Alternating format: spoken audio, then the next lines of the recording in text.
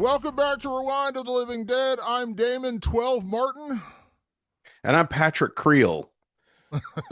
And Patrick, we are back with one of our final two Stranger Things episodes to close out 2025 going into 2026. Of course, we'll be doing season 5, volume 2 today. And then, of course, 1 week from now, we will be doing season 5 series finale or episode 8. That will close out our Stranger Things episodes going into the new year. Stranger Things Volume 2 for Season 5 is out there. 3 new episodes, all of them over an hour long. How are we feeling? Oh, Damon, I've got a lot of Oh, feelings. also, let's be clear, just so this is new. We are all Oh, spoilers, by the way. So, all spoilers. yes. So, if you are here right now and you haven't seen the new episodes of Stranger Things, run now because we are full spoilers this entire. Usually we do non spoilers, all spoilers this episode. Just be aware. Very, very important to note there, Damon, and a happy Christmas to everybody who binged it on Christmas. Damon and I managed to do that. Stranger Things, Damon, Stranger Things 5, Volume 2, stars the likes of Jamie Campbell Bower as Vecna, aka Henry Creel, Brett Gelman as Murray, Maya Hawke as Robin, Priya Ferguson as Erica, Sadie Sink as Max, Cara Buono as Karen, Noah Schnapp as Will, Joe Keery as Steve, Charlie Heaton as Jonathan, Natalie Dyer as Nancy, Caleb McLaughlin as Lucas, Gaten Matarazzo as Dustin, Millie Bobby Brown as Eleven, Finn Wolfhard as Mike, David Harbour as Jim Hopper, and Winona Ryder as Joyce Byers. Damon, here we are once again back at it with, oh, Damon, I'll just come out and say it, my favorite show of ever, ever, ever. I'm just kidding. I don't like this show anymore. I've officially gone off the rails, Damon. I've gone rogue. I've decided I don't like Stranger Things anymore. I can't take it anymore. I know you do. And so I think this is actually good.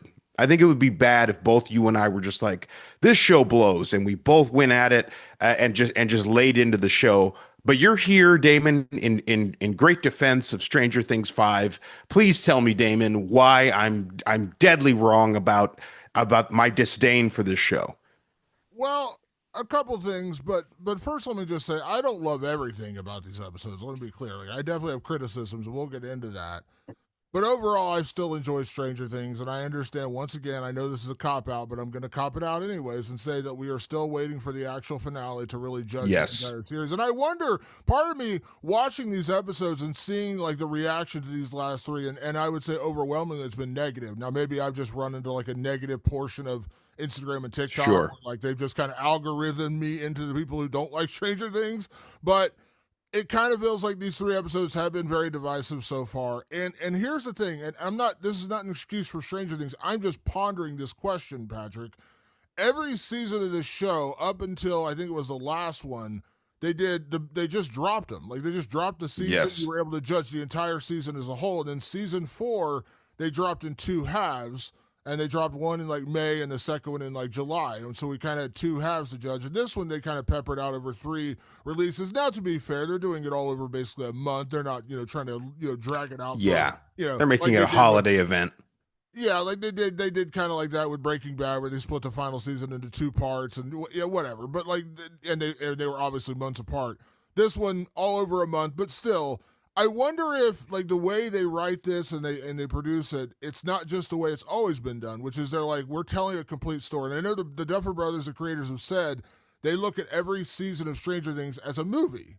They're treating it like a film. Now, if you're watching a film and I don't know, I'm just throwing out ideas. Like, let's just say you're watching The Goonies, which I think is a somewhat fair comparison to Stranger Things. Kids movie, adventure movie, kids in Hmm. peril, those kind of things.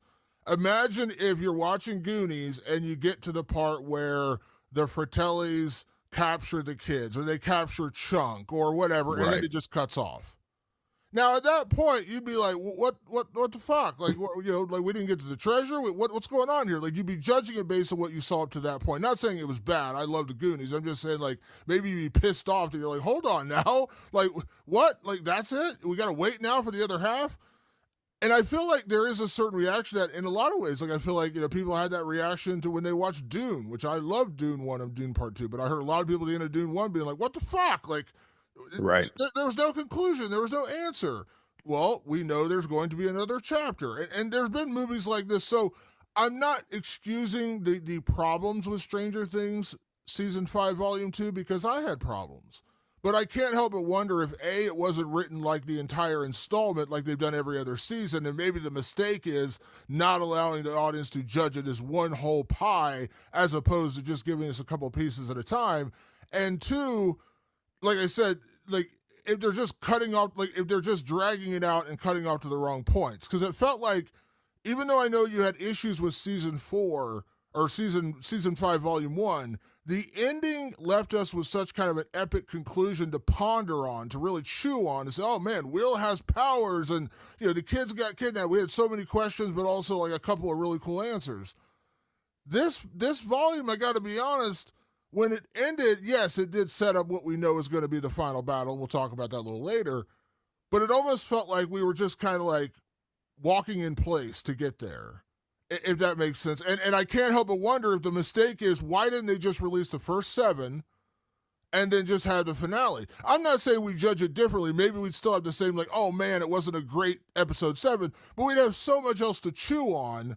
You know what I mean? From Will having powers and all, Max coming back, and like we'd be like, oh man, all this thing happened in one volume. I can't help but wonder if this was a mistake the way they released this show. Just my opinion. I think you're onto something. I think, by the way, and this is a very slight digression that has a lot to do with, I think, this particular volume of Stranger Things, which is Netflix's understanding now. Now, Netflix created the binge TV show. They created it. The reason we have binge TV shows is because of Netflix, and Stranger Things is without question Netflix's biggest cash cow ever. Like, without a doubt, the biggest thing. But it's always been released in just a big binge, like, here you go, until last season, which I think they did a great job with. You can go back and listen to us talk about season 4, and I actually praised season 4 because I thought it broke out of the staleness of the last previous seasons. So that's one thing where they're just like, it actually is better if we dole this out. It actually creates more engagement. It creates multiple podcasts for people to talk about. Here we are, right, Damon, doing exactly what the people at Netflix wanted us to do: create multiple podcasts about their show, as opposed to one big one where we could have just been like, well, we watched volume 5 and boy, that was kind of disappointing because it really felt saggy.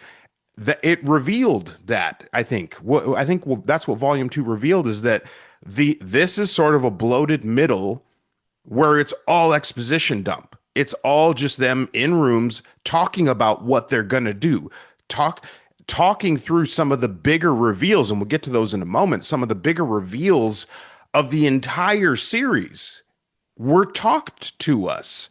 This is an event show. This is a show that's got the money to make those things happen, to manifest those visuals for us and show us those things. Instead of showing us, they decided to tell us those things for volume 2.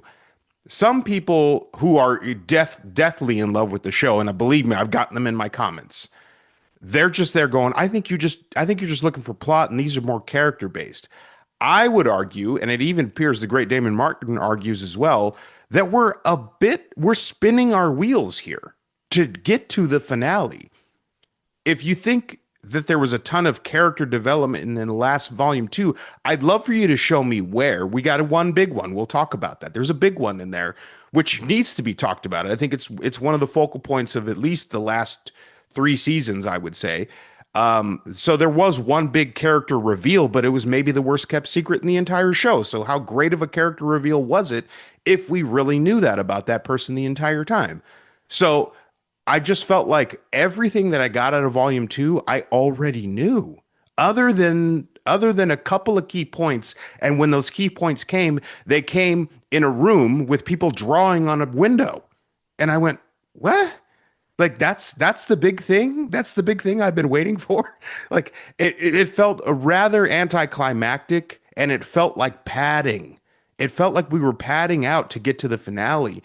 And I said this online last night when I dropped my little reaction video, which I need to start dropping on our Patreon for some reason. It's very difficult. I am our social media for the most part. Damon does all the graphics and stuff, and I'm the face, so it's difficult to get it all done. But I was just like, damn, I think like all of this is hinging on the finale for some reason. This whole volume is hinging on whatever happens in those last 2 hours because it's all people in rooms talking so far. And for some, that's working. For me, it's not. I don't mind the exposition as much, like especially about the explanation of the upside down, which I want to get to, like actually talking about that in a second. But I don't mind the exposition in those moments because I saw somebody post on, I can't remember if it was on TikTok or Twitter or Instagram, I can't remember, somebody posted a video or a photo of, I think it was episode. The episodes all blend together, so I'm not going to sit there and pretend I know exactly where everything goes. But Right. the part where they're talking about figuring out what the upside down is, and you got like everybody in a room, and you got Dustin explaining things, and then you got Steve kind of coming up with a plan. And I think it was a tweet. It said they really got 15 people standing around the room talking right now. And I was like, yeah, I get like that's you're talking about the exposition. But then I saw a lot of comments, people be like, oh, you mean like this? And they showed 1,000 clips of Star Wars, where it's like every Star Wars has a Right. clip of Right. like 20,000 people standing in a room explaining what's going to happen, explaining what they need to do. I think Doctor Who's another one. I don't watch Doctor Who, but like they showed like a bunch of Doctor Who episodes where it's like the same kind of thing, people standing around talking, explaining what's going on. I was a huge fan of Buffy the Vampire Slayer. Buffy the Vampire Slayer had a lot of exposition where they're like explaining to you like the monster, what the mission is. They would always talk about the mission. So I don't think it's as uncommon of a trope as we're talking about here with the exposition, especially when you're getting into these like kind of sciencey things, like the explanation of the upside down, and they try to explain it to you in such a way that everybody from children all the way to full-grown adults can understand what they're talking about. And by the way, as a science geek myself, I grew up loving science. And I'm a huge Neil deGrasse Tyson fan. I've paid to go see him speak a number of times. I'm a big big fan of that, astronomy and things like that. Even I was like, I get it, but I was like, man, there's gonna be a lot of people kind of lost in what they're explaining right now because it isn't easy science. But I think the biggest issue with volume 2 of season 5 is what you said. It's bloated. There's a lot, and it's not like there's plenty of action. Like there's definitely action beats, you know what I mean? But it just feels like the payoff could have taken less time. Like when we ended the first volume with Will get powers, we discovered that 8 or Kali is alive. Like big reveals, right? We go into that and it almost felt like we're just dragging our feet getting to episode 8. Like I feel like they could have taken these 3 episodes, condensed it down into like one, maybe or maybe 2 hour ones instead of like an hour, like just like an hour and a half one, or maybe like 2 1 hour ones, and gotten to the same point we got here, because we've been, and it's not even, honestly, my problem isn't even the exposition. I think the storyline I'm least invested in this season are the kids and Max and Holly traveling through Vecna's mind. It just feels like we're just meandering, going from point to point to point. And I read interviews with the Duffer Brothers, and I know a lot of people were talking about that quote unquote kind of big reveal of seeing Henry Krill down in that underground pit when he sees that guy with the silver briefcase. The guy shoots him in the hand, and then he runs over and smashes him and kills him with the rock. And then we kind of leave it there because Max and Holly go to escape. And the Duffer Brothers have said, you're going to find out what's in that case. You're going to find out what that means. Now, my assumption is this is somehow going to be Henry's connection to what we're now calling the Abyss, the other dimension. And that's where he gets his powers imbibed with him, and he comes back and he's totally different. And that's, what we're learning there.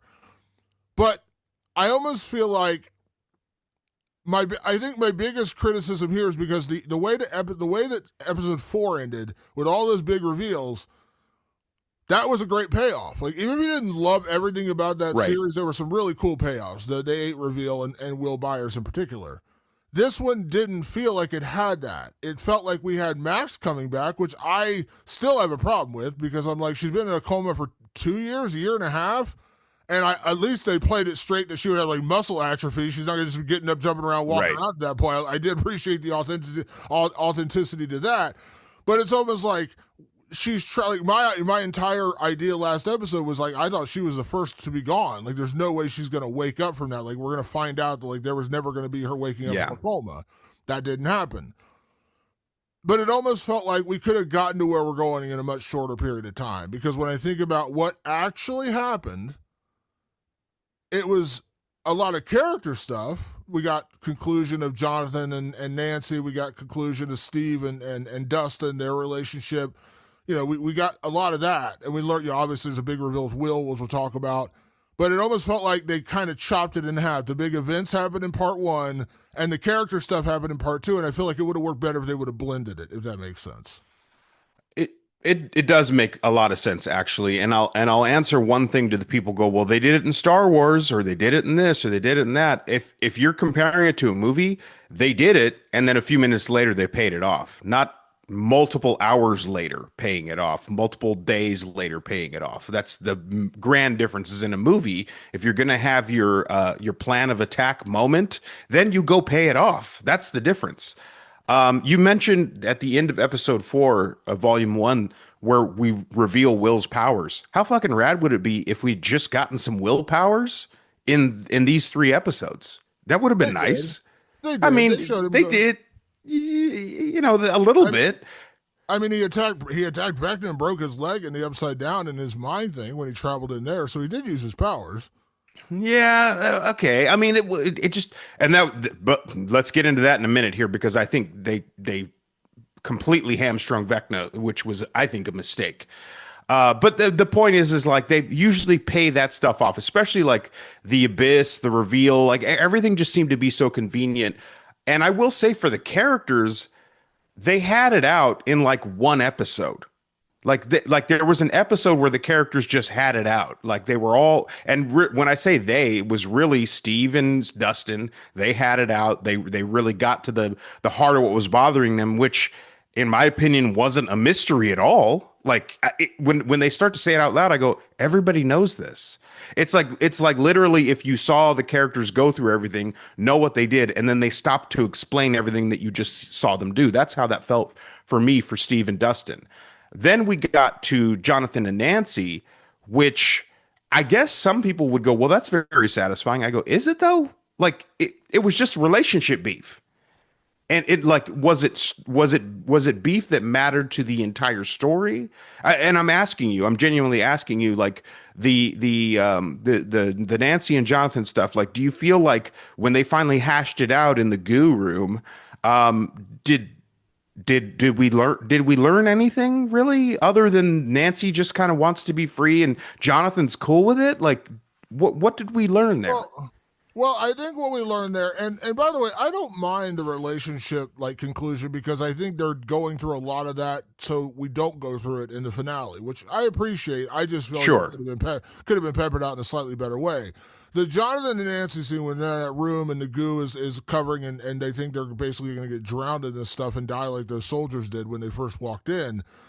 I think that just gives us closure because that relationship has kind of been dangling on a thread ever since last season when we realized that Steve still has a thing for Nancy and Jonathan and Nancy are not in a great place. He's been living in California and they're not really communicating. He lied to her about applying to colleges. And so, like, you can see they were kind of teetering on the edge and they just finally had an honest conversation. Now, I don't mind they had it in that moment because if you're in peril and you think there's a chance you want to die, you want to kind of unburden yourself. That's kind of a classic character thing in any movie or TV show. So I get it. I always think of the Almost Famous scene in the plane. They all think they're going to die, so they all just finally come clean, and they're just like, "I hate you." Like they just finally come clean. So in this moment, I think it was worthwhile to these characters because we've all been kind of seeing the cracks in that relationship because all the way back in season 1 when Nancy was with Steve and she broke up with him and got together with Jonathan, realized she had a crush on him. Season 2 they were great and then it kind of started faltering. We kind of see like they're not really a great couple together and obviously the audience recognized as well and everyone was very much shipping, Steve and Nancy getting back together. And so by this episode, like it felt like I don't mind that they had the exposition in that moment because they think they're in peril. It just once again kind of felt dragged out. Like the conclusion of that, which is them finally like telling each other the truth. I hate the clash. I hate when you get high, like all that kind of stuff. Like I enjoyed that because you know as well as I do, Patrick, like so many people in relationships, they just bottle shit in and they don't actually say what they're thinking and then it explodes one day. They finally came clean and realized we are just two different people than we were in high school, which, by the way, that's totally common. And can I ask this? Because when he showed her, he gave her the John Coltrane tape with the engagement ring in it, and he basically said, "Do you accept my unproposal?" He was joking. He's like, "We're not going to get married." She dropped the ring. She was just like, that was like the sweet way of breaking up without like making it, really traumatic, emotional scene. They both kind of realized they're just not they're not really into each other the way they were once upon a time. I saw some people on TikTok and said, "Did they break up? Did they not break up?" I was like, I thought that was pretty clear. You could bitch about the scene and say it took too long and the exposition was way too long. I'll agree with you there, but like I totally understood they broke up. But he literally said, "Do you accept my unproposal?" And she's like, "Yes, I'd be happy to not marry you," and like kind of jokingly having that closure in that relationship. And they leave and they don't really address it again for the rest of the episode. But I was like, how did that not make sense? I thought it was pretty clear they broke up. Like maybe I just saw the dialogue better, but like I saw people being like, "Did they break up? Did they not break up?" I was like, I thought it was pretty clear. I didn't find it clear. I'll be honest with you. It didn't ring clear. It actually felt like a release in that moment where they were just like, like, okay, we're airing it all out. Cool. I was going to ask you to marry me. Clearly that's a bad idea. So let's just forget that idea and just let the wind take us where it is. To me, it felt like they were actually saying like, we don't need to decide anything right now. And I was like, okay, like you don't even want to decide that. I didn't take it as a breakup at all. And especially because of the joy on their face. So like there's what you're saying and there's what you're showing, which is a whole other problem I have with this show, which is this show says it and shows it all at once. Like it doesn't. I think good writing is you say to the world what you want them to believe, but your actions show who you really are. This show doesn't do that. This show says what it means, and then they do what they mean, so it feels redundant. Hence the spinning of the wheels factor that I think we're both kind of feeling. But in that moment, that's a perfect example where it's just like we're both happy and we're happy about what just happened. So we'll just let whatever happens happen. And I go, that's not an answer. That's a non-answer. It's non-committal. And I've felt like so far this season has been a non-committal season. And so it's almost apropos, like it's almost thematically, apt for them to go, let's not just outright say it. Instead, let's leave it where it may be. And maybe in the finale, we'll get to that, which I feel like now, after seeing all these episodes, that's kind of what the whole point of this season was, like to get to that 2 hour ending where they wrap it all up in a pretty little bow. I don't know how they're going to do it. They got a lot of people, but yeah, to me that was ambiguous. To me, it wasn't straightforward. It's funny because when you watch it, like I saw it once and I knew right away, and then I saw the thing online, and the Duffer Brothers, yeah, they did break up, like that was what it was. So I Duffer knew it, Brothers right? Like, confirmed that. yeah, but like I understood, but that's what I'm saying. Like I wonder if just like, and by the way, this is not me saying, "Oh, I'm smarter than you because I figured it out." It's more like because I just like understood those characters in that moment. Like they were already in a bad place. Like they barely talked during this entire season. Like they were just kind of like together by default. And when they finally came clean with each other, like they knew it was over. Like they knew they were done, and they knew they'd been lying to each other and lying about this relationship for a long time. And so I wonder if, like, on a rewatch, it would make more sense. Because there's plenty, by the way, there's plenty of movies like that, too. I'm not excusing Stranger Things for making an ambiguous situation like that. You seem to be having a similar thought to a lot of people. Me personally, I was like, oh, yeah, I totally understood they broke up. Like, I totally got it. Like, they're having a cathartic moment of, like, we've not really been together great in a while. This is just us basically. So, like, when he shows her the ring and he's like, I thought this was going to fix things. Clearly, that was a bad idea because we're just not in a good place. I'm not quoting, but that's basically what he said. And so I understood right away. But and I've seen other people say they did understand as well, but I've also seen a mix of others. So I wonder if like it's just one of those situations where depending on how invested you've been in these characters, you understand or don't understand that situation. And I'm not excusing it. I'm not making excuses for like what is ultimately could be bad dialogue or poorly executed dialogue or poorly executed scene. But I wonder if like on a rewatch, just like in a lot of movies, like we've had discussions on this show where we've reviewed movies, and I'm like, yeah, I didn't get that. You're like, well, it's this, and this, and I'll say, okay, I'll go back and rewatch it, and I'll see it. Now maybe still won't make sense, Sure. won't make logical sense to me, but I'll get it better. So I wonder if maybe that's a little part of it because like I understood right away. Like they were basically having that cathartic moment of like we are not meant to be together. We've been kind of clinging on to a bad relationship for a couple of years now because we've had so much other shit going on in our lives. We're really not in a good place. Let's just kind of go our own ways and go back to what we were before, which is friends, which by the way is totally common of like high school sweethearts and it's Sure. almost like almost expected in life. So it's funny you say that because I totally got it, but you're saying you didn't. So obviously there was something missing there. I think what's missing there is the grandeur of a final season. And like I'll use a sports analogy here. In racing, in race, especially in F1 racing, like you can win on points 4 or 5 races before the end of the season. And imagine if the champion wins by points because all of his rivals screwed up and like did not finish the race, and he finished in like 10th place as the champion for the entire season. That's exactly what happened here. It's like, oh yeah, we finished under a safety car. I rolled across the finish line at 15 miles an hour in 10th place, and I won the championship. That's what happened with Nancy and Jonathan's relationship here. It's like and it's really a testament to just how poorly built the relationship was to begin with. We've hated that relationship pretty much since it started. I mean, we only liked it because, you know, Steve was a dick and Jonathan was cool. And then they just completely flipped that on us in season 2, and all of a sudden from then that point on we loved Steve and hated Jonathan. That's their writing, that's their character development, that's what Stranger Things did for us. They actually presented for us like, wait a minute, what if instead that was the completely wrong way to go? And then the finale of that is, oh, you know, we'll just break up in a room where nobody hears us and nobody even is quite sure if we broke up or not. It landed with a thud is my point.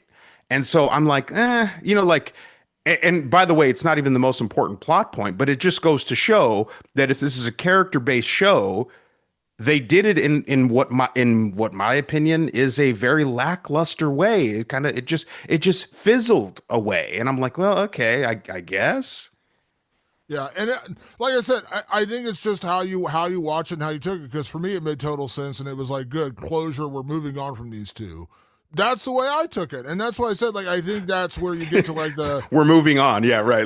Good. like, This was done. like, we're done yeah, with this this. is like we're finally done with these two because they've had like such a they were in a toxic relationship. It was never that bad, but almost It was like just lackluster. They were staying together for the sake of staying together. And by the way, I've been in those relationships. I know, like there's plenty of relationships I've been where I'm like, I really don't want to be here, but like you've invested so much time and energy and effort into it, you feel bad walking away. And I kind of feel like that's where Jonathan and Nancy were. They're like, we've been together through so much trauma and so much heartache and so much insane shit that it would almost feel like we're giving up if we break up. But then they finally come clean with each other and like, yeah, we really don't have nearly as much in common as we thought we did. And yeah, it's probably better if we just kind of go our separate ways. And like I said, for me, it worked because when they had that scene, she's like, would you accept my unproposal? That's like saying, will you accept breaking up? And she's like, yes. And they kind of have a cathartic, like, goodbye. But like I said, it worked for me and I understood it, but Sure. clearly there's a lot of the audience that didn't. Now, Patrick, I do want to we're going to talk about the Will situation a little bit, but I want to talk about probably I guess the biggest reveal of this episode, which is the explanation of what the Upside Down is. And I've read a lot of interviews post episodes with the Duffer Brothers, and that's been the one key thing they've said over and over again. This has always been the plan. We've had this idea since season 2. Like we kind of had an idea in season 1, but season 2 we fleshed out. Their plan was originally to reveal it in season 2, but then they're like, well, we got to save some in-game stuff. We got to kind of, so we didn't want to totally reveal that. And by the way, I don't think not knowing what the Upside Down truly was made a big difference in this show. Like, we understood it's like an alternate kind of a dimension, some sort of weird photocopy of Hawkins, and it kind of got stuck in that time period. We didn't understand why, and we didn't understand exactly where it came from, but we understood what it was in that sense, so we never really need to get deeper than that. But in this episode, we finally revealed that the giant flesh wall that's there and the weird ball of energy in the air is dark matter. They call it exotic matter, but it's dark matter. And long story short, the Upside Down is a conduit, a bridge to this other dimension they're now calling the Abyss. It's an alternate dimension, which is where the Mind Flayer came from, where the Demogorgons came from, where all the Demodogs came from, where all the creatures. It's just an alternate universe. Or they and the Duffer Brothers did say it is another planet. I mean, it's another dimension, but it's just like a wormhole to another place. Now, as a devout science fiction fan, the explanation of the wormhole, like it's a connectivity tissue to go from like our world into the purgatory or into the wormhole and then out the other side into Dimension X, or they were calling it Dimension X. That's a Teenage Mutant Ninja Turtles reference. I know. But the Abyss is what they're calling it now, which is a D&D reference. I know, like, that it's weird because for all the complaints I'm seeing about these episodes, and by the way, like I said, I didn't love everything about this. I'm telling you right now, I did not love everything about this. And like I said, it felt really dragged out, and I really, really didn't like the Max and Holly stuff. We'll get into that a little bit later, but the Upside Down thing, and while, yes, I know it took exposition being in a room and drawing on a board, which, by the way, that's been going on since day one when, like, Mr. Sure, yeah, when you need to explain down. science, go ahead and just put it on a board for everybody. But I actually love that explanation because, like, I've had that question. Like, how did they carbon copy Hawkins? Why is it just there? What is it exactly? And the fact that it's actually just a bridge to another world, to another dimension where all these crazy creatures are coming from. And by the way, like, that's a perfectly valid scientific trope. Like, wormholes, black holes, Yeah. like, those are all things that absolutely happen in science fiction. So that explanation of like they just created a bridge, like it's always been there, but getting to the Abyss, getting to this alternate dimension was never easy. When Henry traveled through, when basically 11 banished him at the end of the last, so when we figured out that Henry Creel is Vecna, and she pushes him through that wall and he kind of transfers. We see him go into what is now known as the Abyss, this weird, like, yellow-tinged desert world, and he transforms into Vecna, and he spends years there, obviously, before he comes back. And the way he got back is 11 once again, because Papa, Dr. Brenner was obsessed with getting back over there. She once again opened that bridge, and that's what created the Upside Down, because she created the bridge trying to reach Henry. So that all made sense. And like that explanation, beyond all the other criticisms you may have of the show, I did like that reveal that the Upside Down was basically a wormhole going into this other dimension now we know as the Abyss, which is where everything came from. The Mind Flayer, Henry's powers, the Demogorgons. It's just it's an alternate planet. And that's a sci-fi trope from forever ago. I guess the thing that I was a little bit blurry on, and you can help focus it here, and maybe some of our listeners are blurry on it too, is why. The why of it all is still to me kind of like I still don't get it. I'm with you. I think the explanation was good, and because I actually was helping a couple of years ago write a science fiction story, and I had to do a lot of study on wormholes, and the way they explained it here is about how I would have explained it, like how it works and how, and this is very important to know, how unstable a wormhole is, and you have to be very careful with it. Although I have a feeling they don't have 2 hours to show what happens if they make it unstable. I think they're going to have to make it clean. The why of it, Damon. Why is that wormhole made? Like what is the point of it? I guess is who is at the wheel here trying to make these two worlds collide. And they kind of say it, but to me it didn't land with impact because they just say it in a room as opposed to showing why it mattered to somebody. So if you go back to last season when Vecna is trying to convince Eleven to join him, he feels like humanity is broken, and a lot of that goes back into. Remember, what we're going to find out, and I know we're going to find this out in the final episode, like I said, this is where you go into the heart of the storytelling. Maybe some of these reveals should have happened before the finale. But Maybe. we're going to find out what happened to Henry in that basement with that weird silver case. And I have a feeling it's going to have somehow connectivity of where he gets sent to the Abyss, and the Mind Flayer gives him his powers, and when he comes back, he's forever changed, which we learn, obviously, when he comes to Hawkins, and he's already kind of a disturbed kid, obsessed with death, and he kills his parents, all that kind of stuff. He kills his mother and sister, all that kind of stuff. I think we're going to learn that's where his powers came from, is the Mind Flayer, or, that other dimension. And I think it comes down to almost like a sickness of the mind, where when we meet Henry in the current age of where he's being, basically subdued by Dr. Brenner. He has like some sort of weird chip that kind of prevents him from using his powers. And they're using him to kind of lead these experiments and using his blood to, basically plug into other women and try to give more Henrys to the world, or more powerful Henrys to the world, which is where 11 came from. I feel like even in that moment, it's almost like, and this is, by the way, I don't know this is true. I'm just judging by what we've been given so far. When Henry traveled over to that other world, he saw or was told or was infected with the idea that that is like a perfect utopia and the world we're living in is broken. So when he comes back over to this world, that's, you see, like when he's telling 11, like, join me, we'll fix things. He tells her that last season, like, join me, we'll fix things. And when she takes out that inhibitor and he goes nuts and just starts killing everybody, 11's like, well, shit, maybe this wasn't a good, like, she didn't know that going in, obviously. He didn't tell her that till he'd already been freed, but she's like, well, shit, maybe this was a bad idea. And remember when 11 started in the show, she was like 10 years old or 9 years old. She's a kid, a baby, basically. And so he realizes she's powerful and he wants to use her as an ally, but then she realizes, oh yeah, this guy's fucking crazy and he's just going to kill a whole lot of people.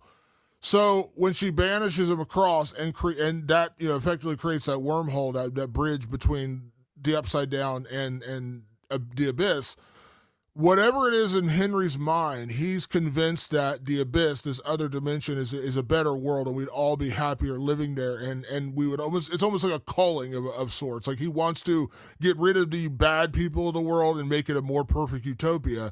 And maybe it's the mind flayer that's infected his mind, just like when it infected Will's mind and infected Billy's mind in the season 3 or whatever. I feel like, so combining the universes, this is his ultimate plan to fix what's wrong with our world, to fix the problems of this universe by combining the two worlds and allowing the Mind Flayer and the Demogorgons and everyone else to like wipe out the bad people, wipe out the infected people, wipe out the people who shouldn't be alive. It's like a non-natural selection in a way, because that's kind of been his purpose. We learned that when we figure out who Henry Krill actually is, that he's got a problem with humanity in general. And he's like, there's only very few people who need to be saved. And so I think his idea of combining the universes is almost like, we're going to wipe out the bad people. We're going to wipe out the people who don't deserve it. What we're going to be left with are the people who truly deserve to live. I don't know what that number is. Is it 10 people? Is it 100 people? I have no idea. But there's a storyline in Marvel Comics years ago that they kind of did a little bit. Did you watch the Eternals, the movie The Eternals? I watched the Eternals, yeah. Okay, it kind of unraveled in that, where they're basically saying that like universes are colliding together, and they're more or less, what they're doing is they're opening wormholes and colliding planets together to destroy the planets so they can eventually like stabilize the universe. It's a comic book story, I believe, in the Avengers, and I remember reading it, and at the time I was like, the fuck, like, didn't really make sense to me. Like, you're just like basically like destroying planets to save planets. But then when I read it again and I saw it in the movie, it's like, I get what they're trying to do. They're basically saying we're going to crash these two planets into each other to save another planet, more or less. Like, they're like, we're going to sacrifice these two to save the other one out in the universe. That's kind of what I get the sense of what they're doing here. They're trying to combine Dimension X, or the Abyss, whatever they're calling it now, with our world, and trying to make a better world. And that's his entire goal, is to make a better world. A world in his eyes, what is better vision for a world. Now, like I said, what that actually means, we live in a world where people are a whole lot of maniacal, megalomaniacal people believe they have an idea what the perfect utopian world should be. I think Henry Krill is just another version of that. Yeah, and that I think leads us to what my biggest problem so far with Volume 2 has been, is the kneecapping of Vecna as a character. Season 4 brought me back into the fold. I was so done after season 3, Damon. I was ready to never watch the show again. I literally hate season 3 with all my blood. I will never back down from that. I think it's a terrible season of television, and I think it kind of ruined the show and changed the show in a way that I don't think it's ever really recovered from. But season 4 tried with the introduction of Vecna. And I was ready for way more of what you just described, which is sort of a comic book level villain, like almost a Doctor Doom kind of unstoppable badass, like just somebody where you're like, we are fucked. We are going to need all of our powers combined to stop this guy. They do that in this show, but they do it without Vecna really being a factor, Damon. And I gotta say, like, I think they leaned on Henry Creel a little bit more this season than they would Vecna, which I could understand why, because Jamie Campbell Bowers, he's a great actor, and they kind of want to show him off a little bit more. But instead, it's just sort of like he plays the background of his own universe. So in it when we're in his, abyss, when we're over there on that other side, we spend most of our time with Holly, we spend most of our time with Max, we spend most of our time with Derek, um, to just see what they're up to. But you don't get like you get snippets, and I mean snippets. I mean moments, snap moments where you see how diabolical he could be.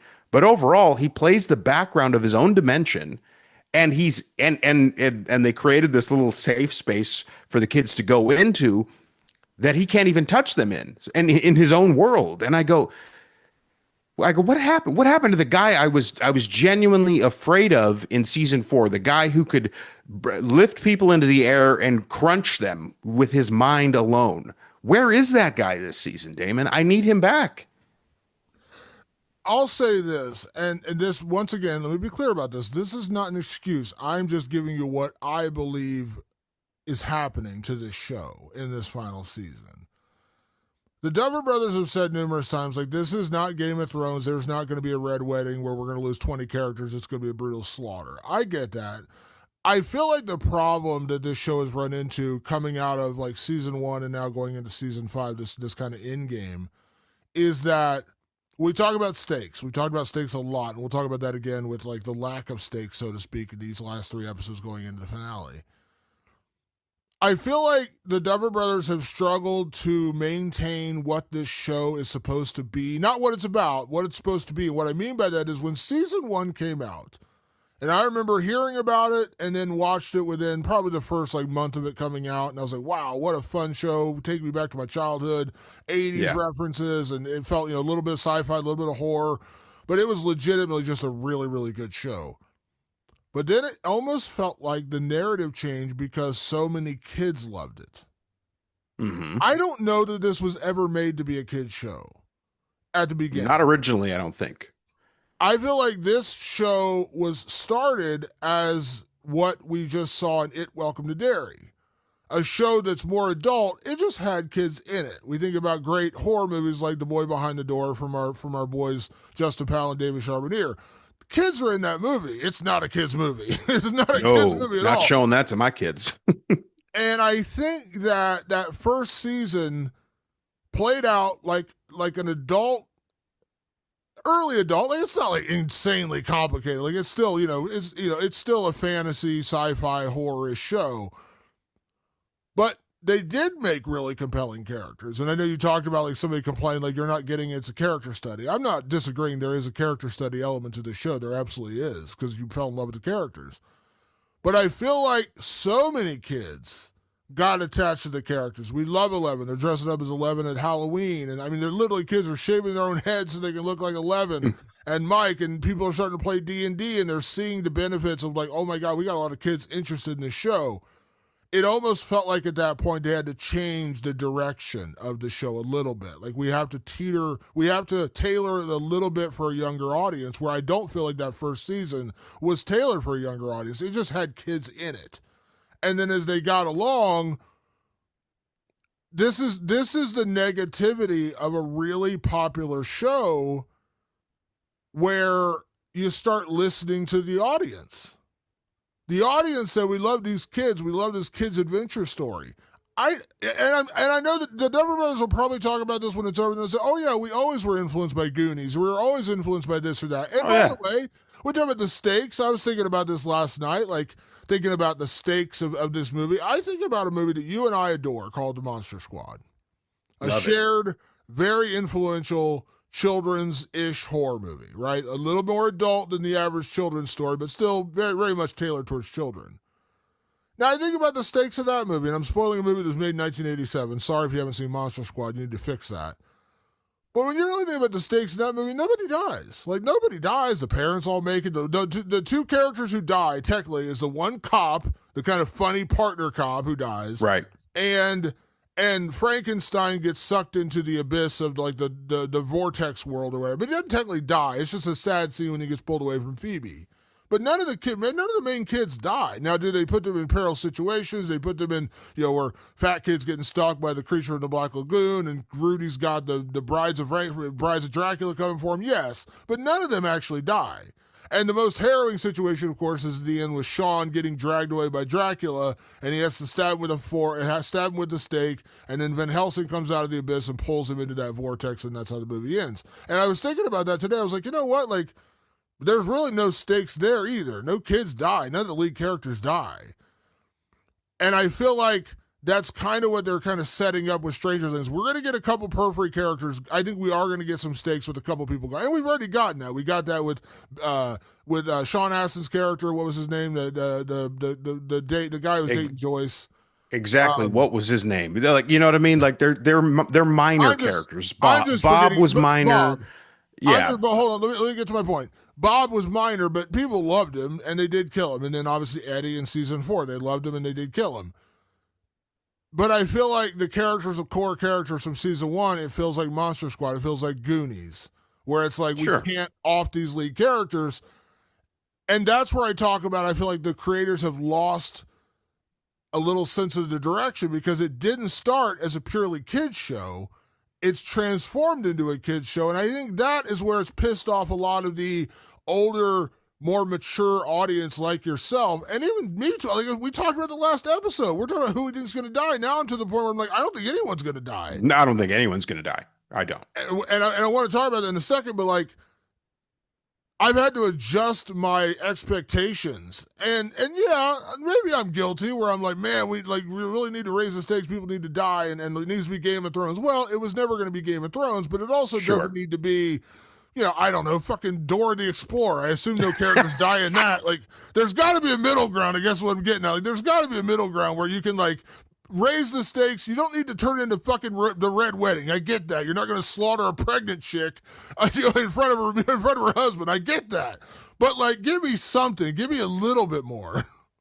I think they almost had it here, and they had it in that moment with Derek, because Derek is stuck in the abyss with all the other kids. And when he was about to do something, Vecna got a hold of him and said, "You do anything, and I'm going to do this to your family." And it's a harrowing moment. Like it shows his family like dead, and it doesn't look good.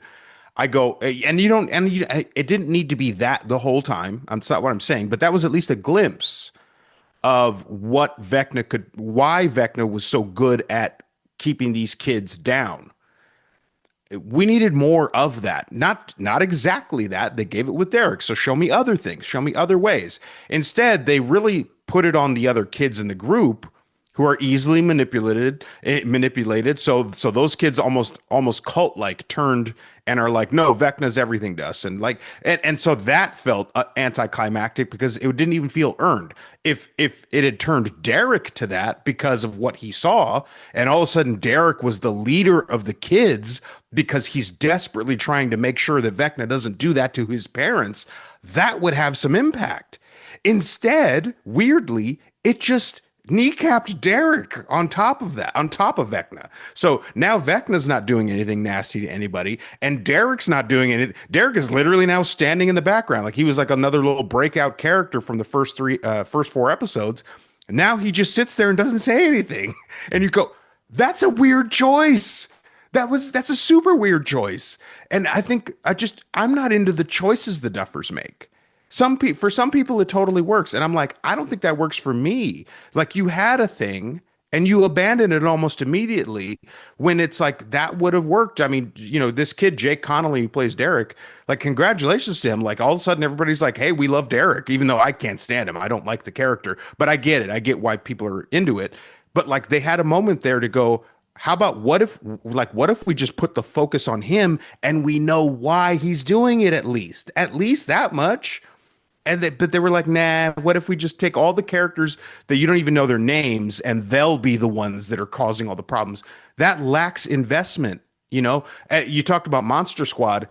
Yeah, the stakes are low for the kids, but in the cut scenes or in the cutaway scenes that Dracula is willing to kill them all, and he says it too. And you even give him the moment, give me the amulet, you bitch, all that stuff. Like you realize, like, oh shit, like he's not fucking around. I feel like that's missing from Vecna. Like we have to hear about what Vecna's up to rather than just seeing it. It's not that hard.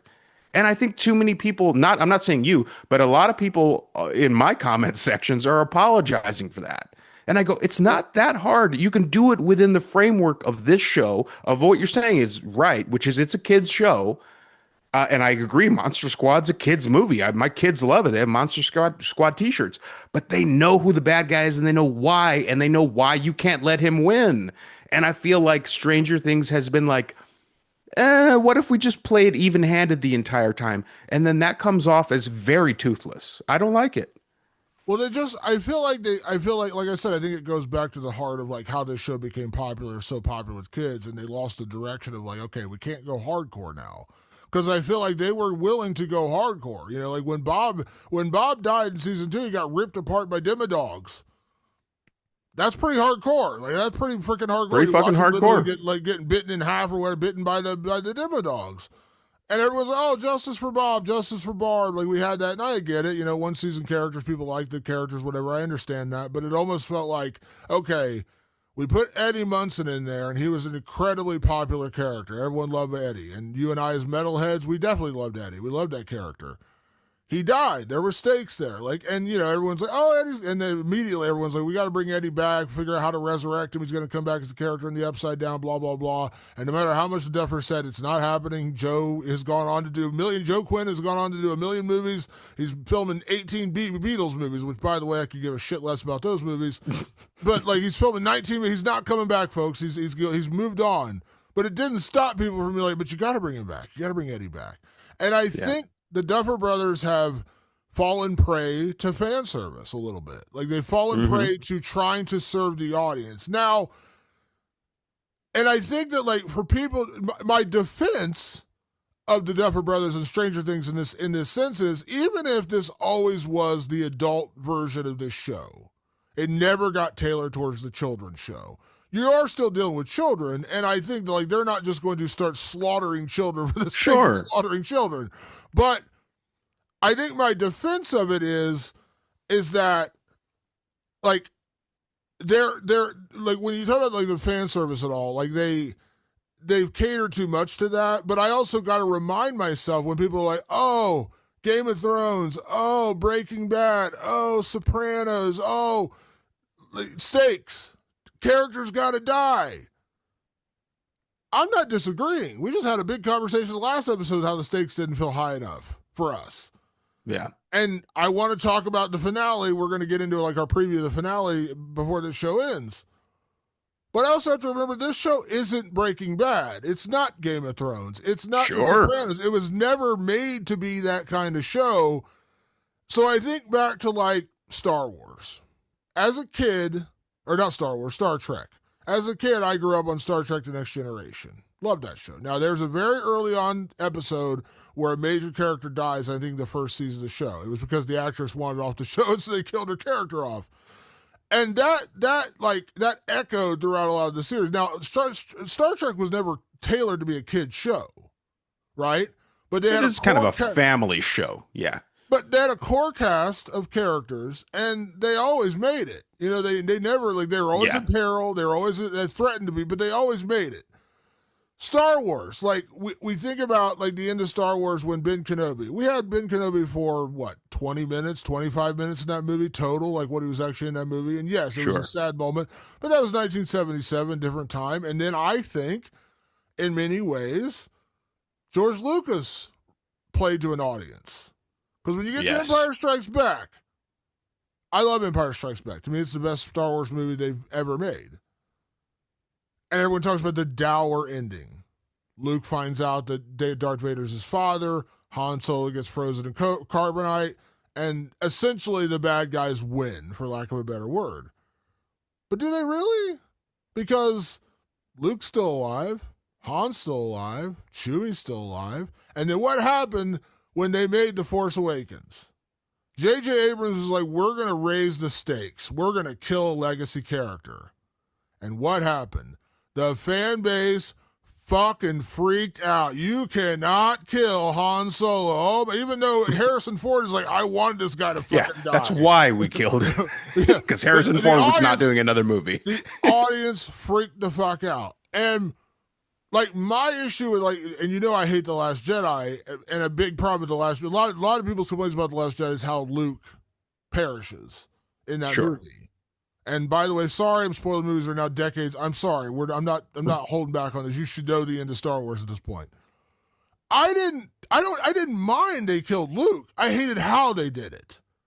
Him being Sure. in some weird force world and like, you know, him projecting his image. You just let him go out in a lightsaber battle, like one last lightsaber battle, and he goes out like Ben Kenobi. Why fuck around? Like, why not just do that? I probably would have been okay with his exit in that moment. Just like, he's just a fucking projection. Like, no, that was dumb.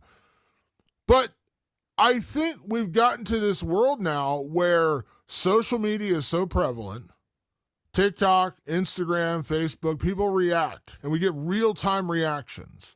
And you're not reading critics' reactions. We've talked about this before, like how critics have one opinion of a movie and audiences often have a different opinion of a movie. When you look at like the Rotten Tomatoes meter, a lot of times the critical analysis will be like 52%, the audience is like 90%. They disagree. Because you're dealing with a much smaller audience size. You're dealing with like 20 or 30, maybe 40 critics. You're dealing with like 100,000 people. It's going to average out a lot more. I'd wager to say the vast majority of movies that get bad reviews still probably have 60% audience. You know, like they're not that bad. Right. I think in this real-time world of like reaction where you can react to what they're doing and fix things, I think that's what the Duffer Brothers have done. I think they've fallen prey to fan service, and I don't think it's about the Eddie Munson or the Bob thing. I think it's more about like the core characters. Like they teased Hopper's death at the end of season 3, and we found out even before the end of the episode he wasn't dead. So I was like, okay, at least you didn't tease that out like, you know, you're trying to pull a fast one. They were never trying to pull a fast one. They're telling us he was alive. I didn't mind that false death because you'd still got the emotional impact of Eleven and Joyce and all them thinking he was dead. They had no idea he'd been taken to Russia and was held captive there. So that paid off. Like, that worked out. There was still that emotional gut punch of thinking Hopper's dead and then revealing he's alive. That's a classic, you know, movie, TV trope. But now you're getting to the point where it's like, okay, we're at Endgame here. We're like the stakes have never been higher. They want to combine universes. They want to crush our universe and combine it with the Abyss. And Vecna wants to rule it all. You got to give us some stakes. You got to give it. And it's gotten to the point now where I think there's one character in peril, and we're going to talk about it in a second, which is 11, the story twist with her in 8. That's how far we've gone. I don't think Dustin's going to die. I don't think Mike's going to die. I don't think Lucas is going to die. I've gotten to the point where I was convinced with 100% certainty Will was going to die. Now, I don't think that's going to happen because they gave you that emotional gut punch of his big revelation. That's a problem. That's a problem when you just know they're not really in danger. Damon, it's fine if we're not going to kill off any core characters. I accept that. But make me terrified of Vecna. Make me believe it's so important to stop him that I somehow in the back of my mind trick myself into thinking maybe they'll be in danger. Just make him dangerous. And they did the exact opposite of that choice this season. He's not even dangerous. He runs a kids' school is what he essentially does. And you're like, that's Vecna this season. Now they do again. They'll do these minor little cutaways where he puts them in the little pillars and he puts the sucky thing on their face. It's really gross. Like they do that, but it's like it's barely there. But again, they had it. They develop another character that everybody likes in Derek. Right now, that's usually in the last seasons. They get you somebody you like that's brand new, like a Derek, and then they take them out to break your heart, so you can keep the main character safe. I see their pattern. That's fine. You could have done that with Derek in this show. Maybe they will do it with Derek in the finale. I don't know. I have no idea. But just make it so clear. And now we're at 7 episodes. They've had 7 episodes to make me fear Vecna again. And they've basically undone that. And so that's my main frustration is that Vecna was so terrifying in season 4, and they have completely kneecapped him this season. And I don't even know why. It just seems like a choice. It just seems like, well, we want to give JB Campbell Bower more time on screen. And so we won't make him that nasty. Well, oh, and the crazy thing is they made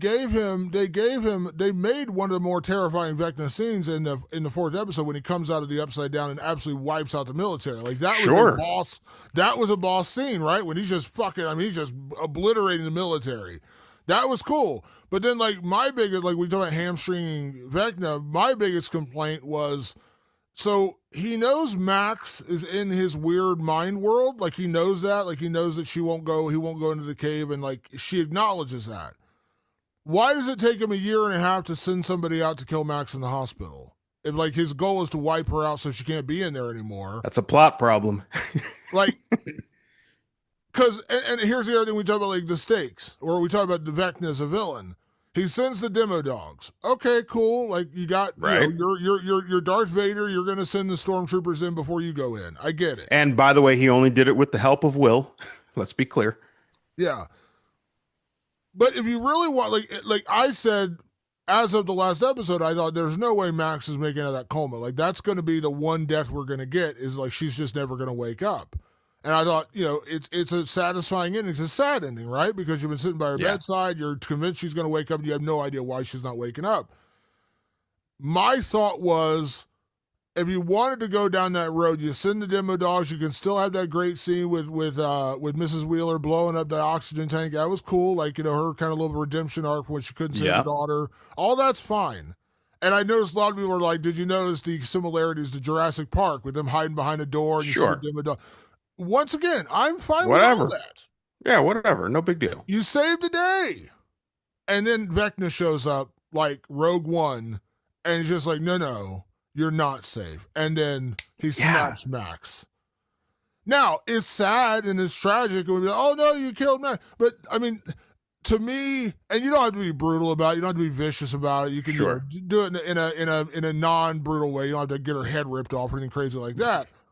But, like, that is the antithesis of harrowing storytelling. When you think you made it, you think you got out alive, you think you're safe, and then the villain comes along and says you're not safe. You're not really safe. Like when you watch when you watch Avengers Infinity War, they're doing everything right.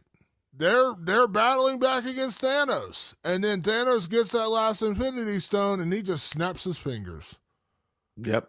Now, any hardcore comic book fan knew it was coming, and you already knew there was going to be a sequel, so you knew it probably was going to be a happy ending. But the way that thing played out, like they got Thor, when Thor has that great moment landing on Earth, and he comes and just starts kicking ass. He's going for Thanos because Thanos killed Loki. Awesome. All great. You know what I mean? And then at the end, it doesn't matter.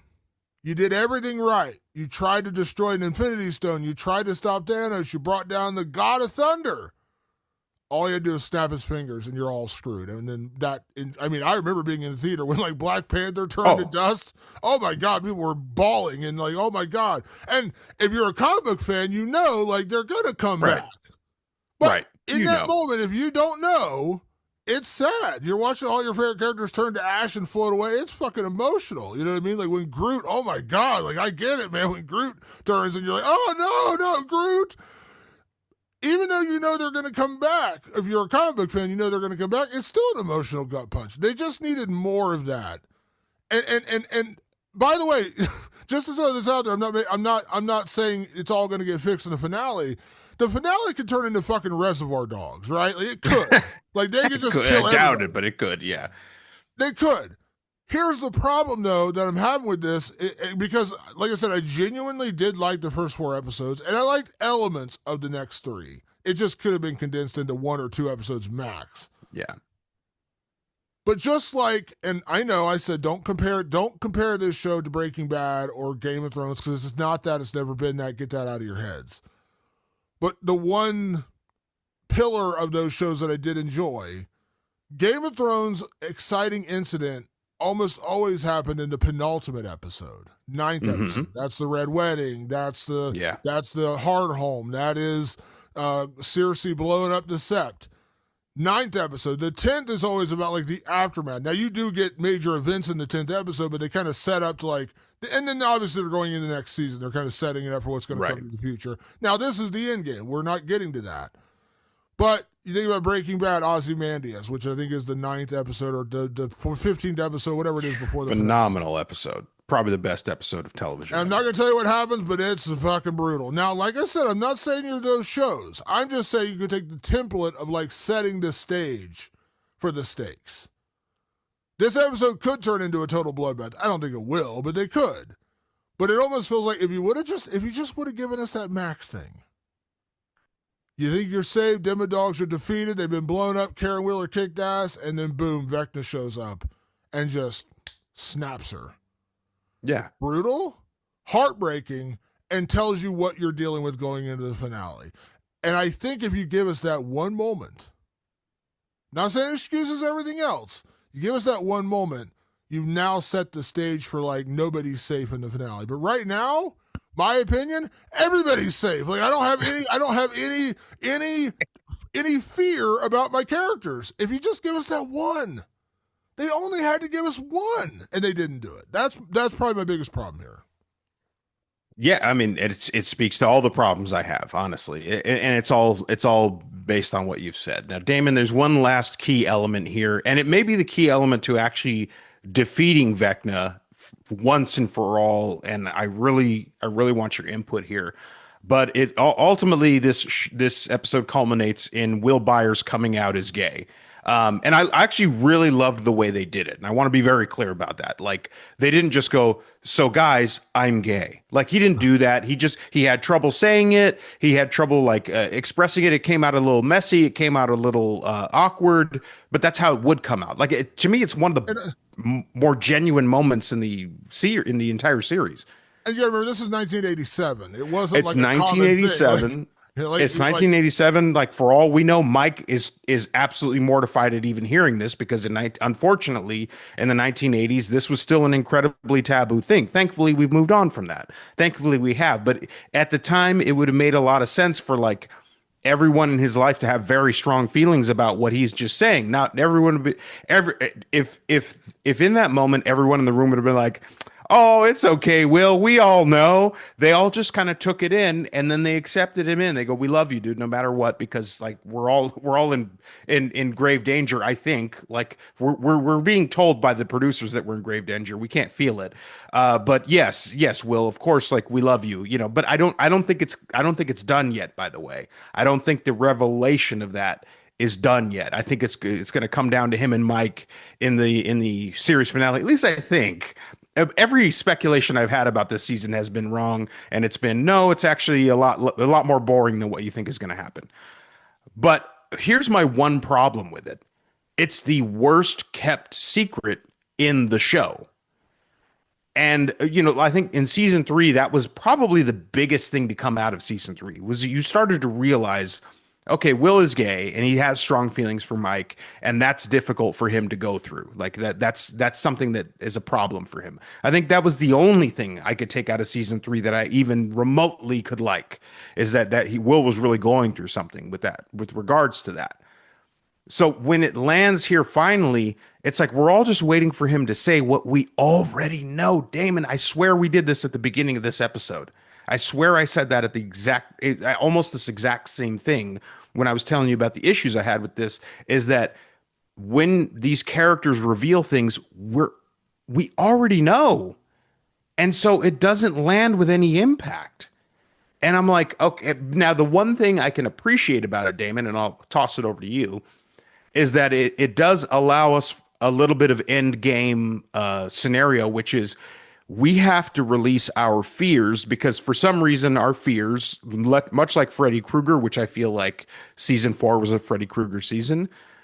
If we let go of the things that are haunting us, Vecna can't attack our weaknesses, which is why he targeted Will to begin with. He targeted Will because here's Will, this small boy who doesn't know how to understand his feelings. He's perfect for me. I'll use him as my vessel. And then we realized at the end of episode 4 this season that no, you can't use me that way, Vecna, because I'm I'm out and proud is what it should have been right there in episode 4, and that would have like made it very clear like you can't get to me now. I have the strength to admit who I am, and I have the love of my family and friends, so you can't get to me anymore. That would have made more sense then. Instead, it happens here at the end at episode 7, and it lands with a bit of a thud once again because we all knew. I thought it was a really like beautiful scene in that moment of him like laying out all the ways he's still the same as all his friends. We're still going to play D&D. We're still this. We're still that. But I don't like girls, and I thought it was beautiful. I really did think Yeah. it was great writing in that moment, like really really sweet. Because I was like, this is 1987. People are still terrified to come out of the closet at that point. Like it's just come out to their parents, come out to their friends. Like it was a I couldn't even imagine being in that Yes. situation in 1987. I was a kid, and I was like, I couldn't imagine that. But when you watch the scene, obviously, like Jonathan knew, like he knew from last season, he knew that Will was gay, like he knew that, and they Yeah. had that very clear. Like he cried because he knew, like his brother's finally coming clean about what who he is, and he's finally admitting to his friends who he is. It was a beautiful scene, but you're right, it was the worst kept secret. And here, this goes back to the heart of the age we live in. Because when they had that moment in season 4, when you see that Will's got a crush on Mike and he's making him a drawing and he cries when he's talking about, getting reunited and loving 11, and you can tell he's like heartbroken, like he knows Mike's not going to love him in that way. He's never going to have Mike as like his boyfriend.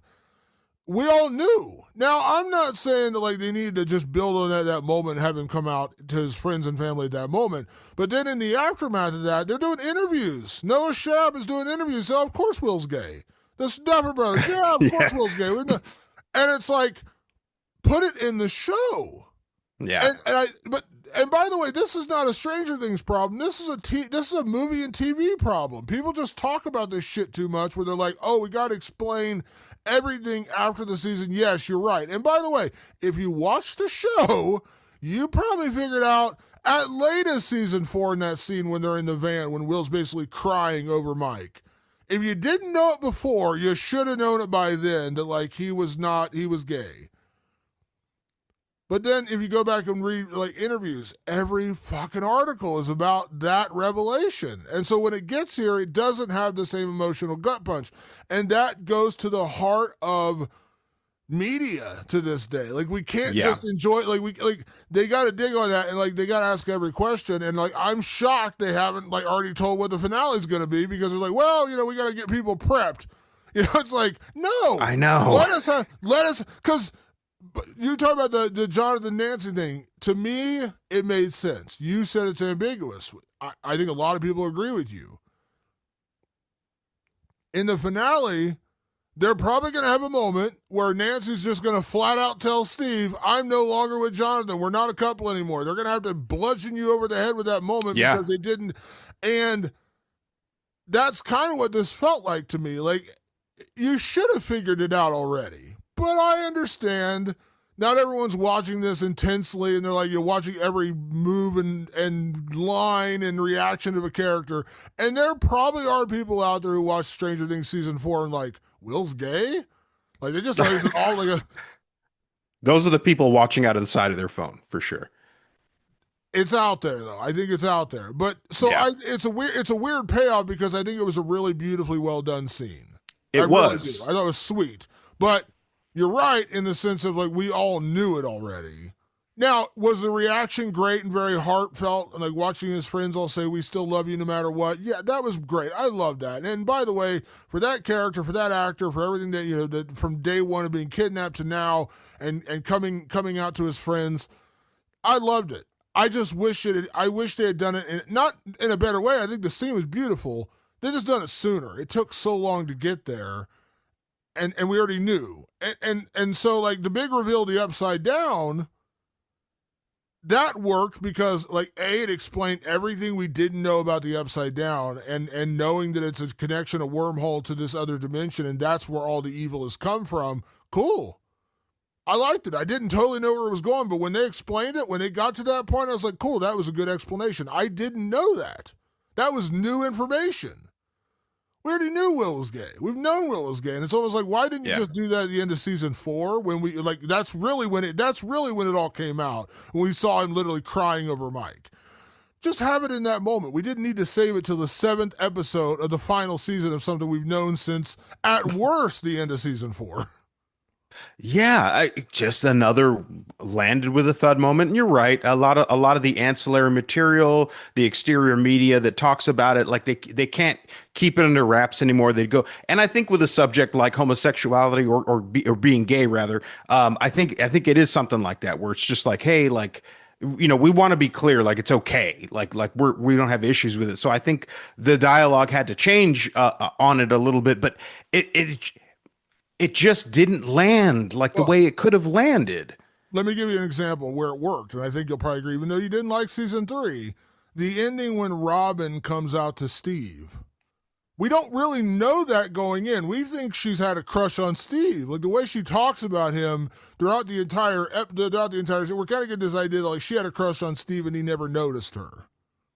Damon, I just pretend Robin doesn't exist. She's But my no, but I'm least saying, favorite addition to the show. I understand. But I'm saying even the impact of her coming out, I was like, I'm not surprised. Like But it I'm didn't just go. saying, I wasn't like, oh wow.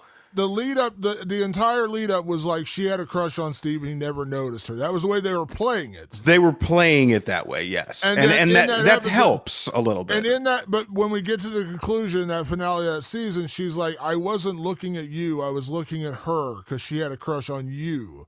And that's when you're like, oh, it was never about Steve, it was about the girl she had a crush on. I think it would have played out better if they just did this in last season. We all knew at that point. If you didn't know before, you knew then that he had a crush on Mike, and he knew that it was an unrequited crush because Mike is clearly not gay, and that's fine. He's clearly in love with 11. I get it. You can't help who you love. That's a real thing. Yeah, sure. Just have it play out, relative to that moment like they did with Robin. Because when Robin did it, we didn't necessarily see it coming. Maybe someone's going, oh, I knew from, okay, sure, you knew from moment 1. But the way they played that character was she had a crush on Steve, and Steve kind of didn't notice her in school. Come to find out, she wasn't looking at Steve, she was looking at a girl, and the girl had a crush on Steve. And Steve kind of ignored that girl. That was a great reveal. I know you don't like Robin, but that was a cool reveal. Like, oh, now it all makes sense. They should have just done that with Will. Like, it should have just been like, as soon as the Mike moment happened, the next episode or maybe 2 episodes, or before the end of the season, I guess what I'm getting at, they should have just had that cathartic moment where he comes out to his friends and family and you realize who he is. Now, I understand he's a kid. It's a little more mired. By the way, and I did like the conversation he had with Robin where Robin's like, I didn't feel like myself until I finally told people who I really was.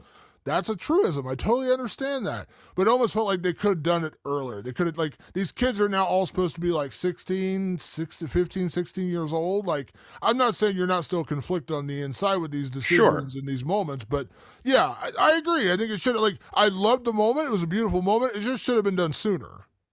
But I think, and it gets to this point is I think they had to put it here specifically because they had to explain how they're going to stop Vecna, which is they're going to stop Vecna by not being afraid. This is very tricky territory.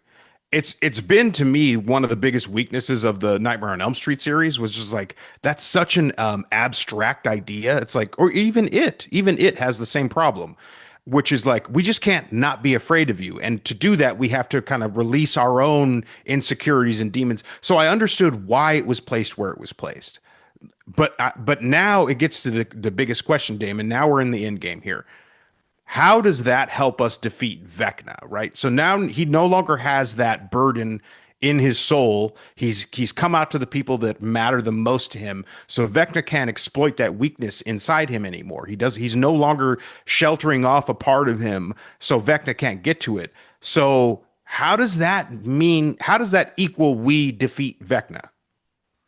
Well, I don't know. I think because when we see Will in the episode where he recaptures Will and he says you're going to be my spy one more time, I don't think we've seen that play out totally yet. I think the scene with they've given us a little bit of a red herring. They made us think that it was the Max thing, like he saw through Will's eyes that Max was in the hospital and so he was able to find her, which, like I said, was kind of a clunky bit of storytelling. But okay, I don't think we're done with Will being his spy. I don't think that's totally resolved. I think we're going to have a moment in the finale where it's like, oh no, he's still somewhat under Vecna's control in some way, shape, or form. And I think that I almost feel like the coming out to his friends was a very cathartic, it was a very sweet, beautiful moment. I enjoyed it. But it almost felt like it's a false victory. Like they think now he's out, like he's got it all figured out. He's come clean. He no longer has this burdening him. He's able to just release himself, and he's going to be able to just battle Vecna with his full capacity. But I think we're going to, and maybe once again, this is wishful thinking, just like I had with Max. They're going to really, he's still under, he's always been under Vecna's control in some way, shape, or form. And they're either going to have to save him or he's going to be sacrificed in the final episode. And you can't, if Will dies, which was one of my biggest predictions coming out of the last volume, you gotta have him have a clear conscience at the end, which is he told his friends and family who he really was.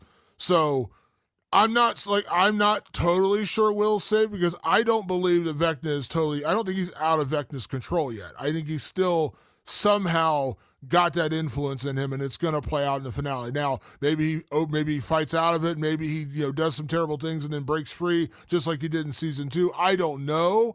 But I can't believe that the end game was find Max for me and now you're free to go. I have a hard time believing that's all we're going to see from Will being under Vecna's control. Boy, I hope not, right? Like I really do feel like it's coming down to Will, and even it feels like in these last 3 episodes that 11 is now starting to take a backseat to Will. Like she's becoming less and less of. We've hardly even talked about her in this episode. If you've noticed, 11 is almost not being spoken about at all because she's really taking a backseat to Will, because I think the show has ultimately been about what happened to Will back in season 1, right? And she has been the tool through which they get through the show. Like she's she's Mjolnir. She's Thor's hammer, but she's not Thor. Thor is Will, right? But she's the hammer. I think is what they're getting at.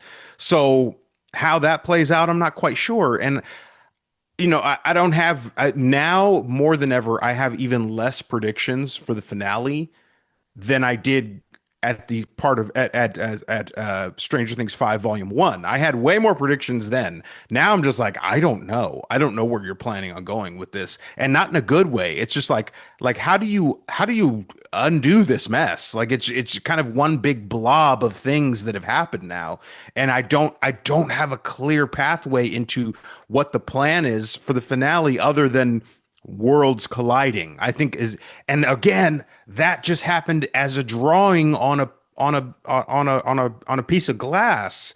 So it doesn't have that like looming threat, like here comes the abyss to take over our world. I don't feel that going into the finale, even though I know that's what the plan is. The plan is they are going to try and create the tiniest of gaps between those bridges to go and destroy Vecna. I would have felt it better if they had executed it in a way that was more interesting. But now I don't even know how that's going to play out. I don't even know if it's more interesting. I think it just could have been done sooner. Like that should have been in the finale. Yeah, maybe. And then now we're just building towards that. Like we're just building towards the big conclusion of the abyss combining with our world. Like we've got to be close to that end point. Real quick before we get out here, you mentioned 11, and I think this is where we're going to kind of talk about our preview of the finale and the stakes. So in this episode, we learned that Dr. K, which clearly Linda Hamilton is not a good person in this show. She's very much an evil person in the show.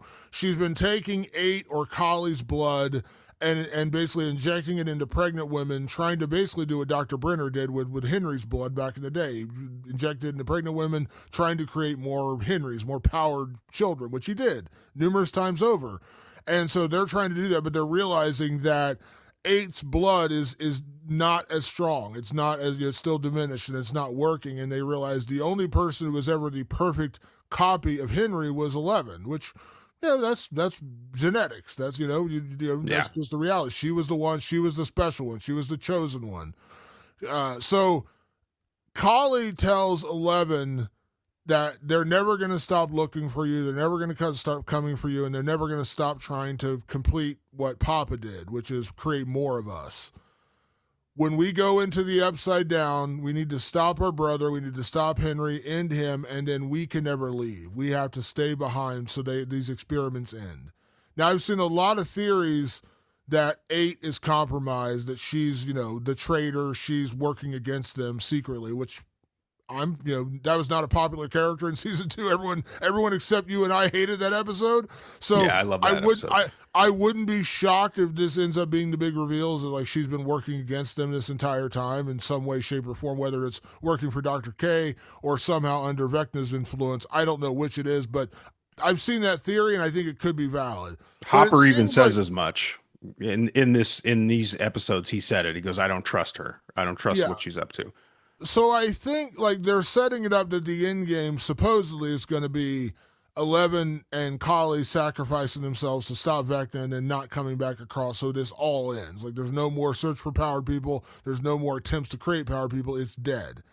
Now, in theory, I'm like, okay, that makes sense, and you're setting it out. And there's a lot of people, by the way, who said Eleven's not going to make it out alive. Like there's been a lot of people said that from like day one. Like she's destined to sacrifice herself. And if that's the end game, like I don't mind them like setting it up that way. I just wish it was almost like there's no surprise to it now if it happens. That's why I'm like, Yeah. it's not going to happen. Now, while the Duffer Brothers have said there's not going to be a red wedding, we're not going to just get millions of people killed.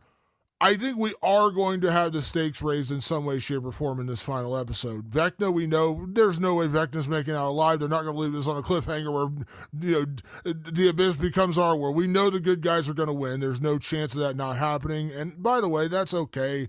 Avengers Endgame, the good guys won. But I can't believe they're not going to raise the stakes in some way. And I mean it's got to go beyond Murray dying. I like Murray. Murray's a fun character. Murray dying doesn't really change anything. No. So even Hopper dying at this point doesn't have the impact that I thought it would. I think they're setting it up perfectly to find out that 8's going to turn on them in some way, and somebody else. And I'm still not convinced Will makes it out. I still think like that's going to be the switch, is that like 11 makes it out but Will doesn't, or someone in that group. Everyone's setting it up to like 11's got to die. She's going to have to sacrifice herself. And I think they're going to play it out pretty much towards the end of her being like, I can't go back. This is never going to end.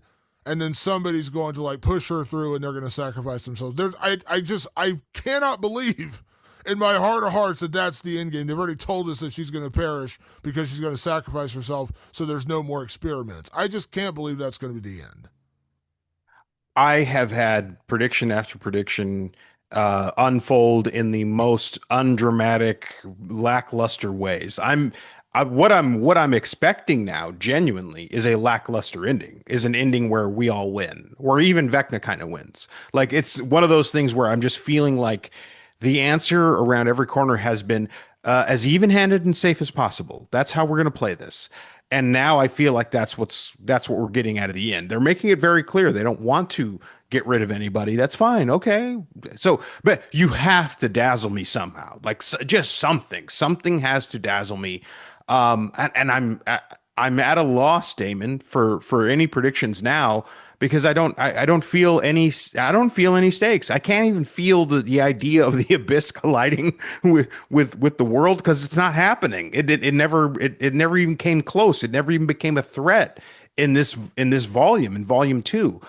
So it all hinges on the finale. The finale is going to have to show us something new. And by the way, the finale is only 2 hours. It's not that long. It's 2 episodes essentially. So how are they going to make that really, come home? How are they going to close up every big storyline? I think they've at least attempted to. Mike has barely been in this season, season 5. You barely get anything from Mike in this season. Luca's taking a backseat in this season. It's I don't know. I don't feel like there's going to be a large, impactful ending. But here's the thing. I hope I'm wrong. I know that there's a whole half of people who listen to us who are like, Patrick is a fucking hater. He just hates Stranger Things. It's true. I don't like Stranger Things. Like, I'm very clear on that now. Like, I don't like how this show has ultimately played out. But I'm always rooting for being dead wrong and coming back and going, that was the best finale I've ever seen in television, period. I'm really hoping that happens.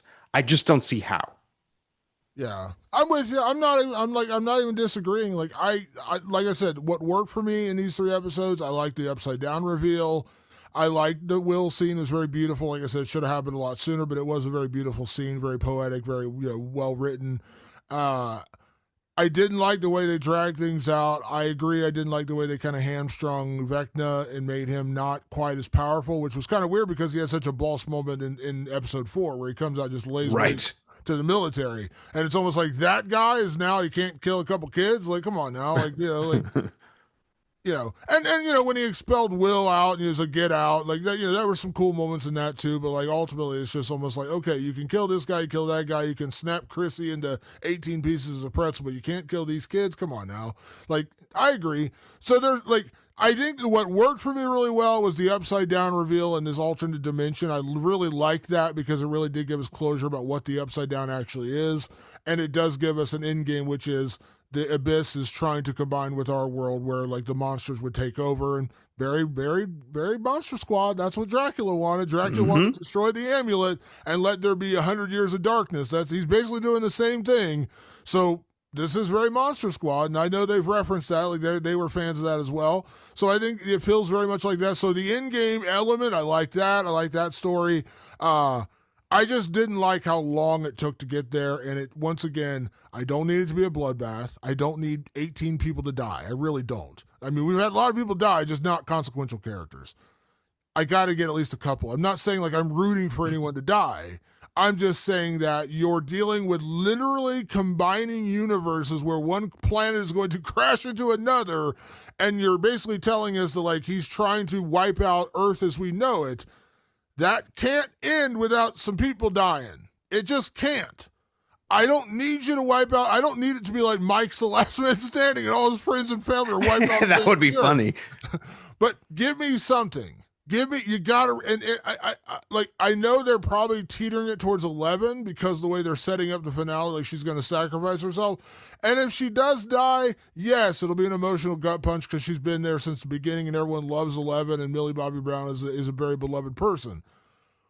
But it's got to be bigger than just that, especially the way they're teasing it. Like they're already telling us that it's going to happen. If that's the way it ends, they defeat Vecna and 11's just stuck in the upside down and it's over, I'll be pissed off. You've already told me that's what's happening. You've already told me that's what's happening. Be prepared, Damon, because that's how they've done the whole fucking show. But I'm holding out the hope that the ending gives me the proper closure, and I just have a hard time. I'm holding out faith that telling us is not what they're setting it up to go the other direction. They're setting it up to do the Eddie being a hero thing. And like, they keep setting up like Steve can't die. Steve can't die. I'm not rooting for Steve to die, but if Steve dies, you're basically telling me like, we can't just go by fan reaction. We can't go by, we love Steve. Yeah. Steve can't possibly die. I don't care about Vicky. I don't care about Murray. I don't care about whatever. It's got to be someone of that course can't. And I understand, like you said, it's Hopper. That doesn't even make sense anymore. You're right, it doesn't. But at least if you're saying that one, or Joyce, somebody you just don't see coming to raise the stakes. I still think Will is the one. Like I just, he's had his beautiful moment. He came out to his friends and family. They all accepted him. He had that cathartic moment. I have a hard time believing that Vecna's truly let him go. And I feel like that's going to be like the surprise is like Will's not going to make it out alive. If I'm wrong, we'll talk about it a week from now and we'll see how happy or pissed off I am. I can't wait. I do. I'm rooting for the best ending possible because I'm truly not a hater. I'm just evaluating what's been put in front of me and I'm not impressed. So impress the shit out of me with this finale. Like make this one of the coolest finales of all time. Damon, yes, I have tickets for myself, my wife and my kids. We're all going to watch it New Year's Eve night. Netflix, you got our money as usual. This is how it goes. Can I ask you a question real quick before we get out of here? Sure. Your kids love this show, right? My 8-year-old especially. Yeah. I mean, they both like it. What they love is they actually just love the cast. And they watch everything involved in the cast. Like, and talk about like outside media. They watch every YouTube thing with Finn Wolfhard or Gayton or whatever. They love all those people. So did they watch the episodes with you last night? So they did. were they excited? Were they enjoying it as Dude, my kids? 8-year-old was making fun of the whole thing. He's like, "This is dumb." He goes, "Why are they having all these conversations when all this crazy stuff is happening?" Like even he understood that the stakes seem so incredibly high, yet everyone is safe. Even my 8-year-old son was picking up on And it, and I'm noticing he has a really good mind for like how story lays out, and he's like, "This is dumb, Dad." Like he really did not like these last 3 episodes. and I think it's funny because I think the problem that the Duffer Brothers are running into is that I think about a movie that you and I love, The Lost Boys, right? Big one. Where are the stakes for the lead characters in Yeah, that movie? where are they? Nope, nobody dies. Yeah. Sorry, I'm ruining a movie from 1987. Yeah. Right. The bad guys die, the The vampires bad die, guys die. but all are good. But why did it work? Because it all unravels over 90 minutes. Yep. It's a 90-minute movie. We're not as it like would it And they raise make the clear stakes? time and time again how dangerous the bad guys are. They're Yeah, constantly emphasizing how dangerous they are.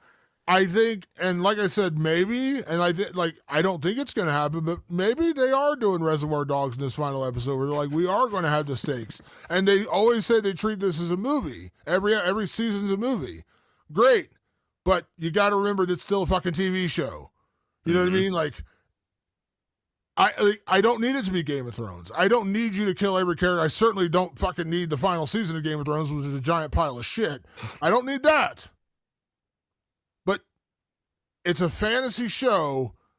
There's got to be some stakes in there because it's not a 90-minute movie. Like, I don't even think about the Monster Squad that all the kids made. I thought about it today when I was like, oh, you know what? Like, the stakes aren't really that high. It's kind of a similar setup, right? Like, the Monster Squad, and I think Monster Squad and Stranger Things DNA wise are almost identical in terms of like the stakes, the kids, the characters, the villains, all that. I think, but once again, it's a 90-minute movie.